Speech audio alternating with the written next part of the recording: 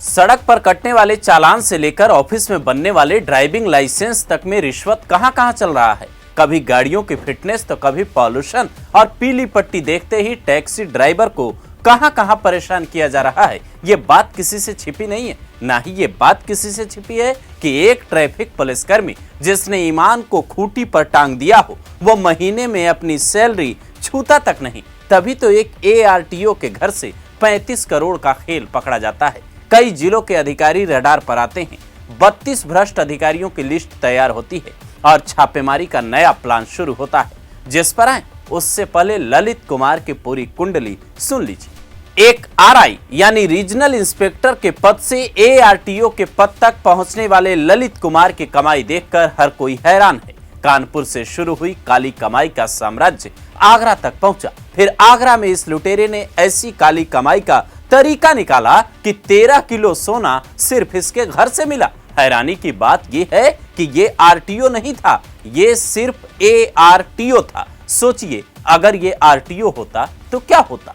तब खेल शायद 35 करोड़ का नहीं बल्कि सैकड़ों करोड़ का खुलता। पर कहते हैं रिश्वत की दीवार चाहे कितनी भी ऊंची क्यों न हो, एक चींटी जैसी शिकायत भी उसे धराशायी कर देती है। यही हाल ललित कुमार के साथ हुआ, जिसके खिलाफ साल 2020 में एक व्यक्ति ने तत्कालीन परिवहन आयुक्त से ये शिकायत दी कि RI ललित कुमार ने ड्राइविंग लाइसेंस के लिए मुझसे 300 रुपए रिश्वत की मांग की है। शिकायत मिलते ही सितंबर 2020 में ललित कुमार के खिलाफ एंटी करप्शन टीम को जांच की अनुमति दे दी जाती है और करीब 4 साल तक एंटी करप्शन की टीम सबूत जुटाती है। आय से अधिक संपत्ति का केस दर्ज करने के लिए दस्तावेज खंगालती है। तब जाकर साल 2025 में यानी बीते साल कानपुर के एंटी करप्शन थाने में ललित कुमार के खिलाफ मुकदमा दर्ज होता है। लेकिन ललित को इससे थोड़ी घबराहट नहीं होती, बल्कि वो वहां ये दलील देने लगता है कि मैं राजपत्रित अधिकारी यानी गैजेटेड ऑफिसर हो चुका हूं, इसलिए मेरे खिलाफ जांच करने का अधिकार एंटी करप्शन डिपार्टमेंट को है ही नहीं। मतलब वो जांच को ही चैलेंज कर रहा था। नतीजा मामला विजिलेंस विभाग के पास ट्रांसफर कर दिया जाता है और फिर विजिलेंस की टीम जब उसके घर में छापा मारने पहुंचती है तो सोने चांदी के बिस्किट लखनऊ, नोएडा, बाराबंकी, सीतापुर और रायबरेली में खरीदे गए जमीन के दस्तावेज और करीब 1.5 करोड़ से ज्यादा की नकदी बरामद होती है। उसके बाद यह खुलासा होता है ललित कुमार ने जहां जहां नौकरी की वहां पूरा अपना जाल बिछा रखा था ताकि कोई भी जांच एजेंसी इसे आसानी से पकड़ न सके। आप इसके रसूख का अंदाजा इस बात से लगा सकते हैं कि साल 2020 में जब आगरा में ट्रांसफर हुआ तो लंबे वक्त तक ललित ने ड्यूटी ही नहीं की, ज्यादातर दिन छुट्टियों में बिताए। कहा जाता है कि ललित को यह डर था कि कोई पूछताछ न करने आ जाए, जांच न तेज हो जाए। एक बार अगर रिटायर हो जाऊं तो उसके बाद देखा जाएगा।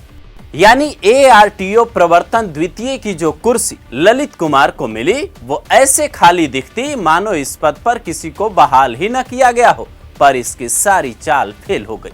योगी राज में शिकंजा कसना शुरू हुआ तो फिर बचने का कोई रास्ता काम नहीं आया।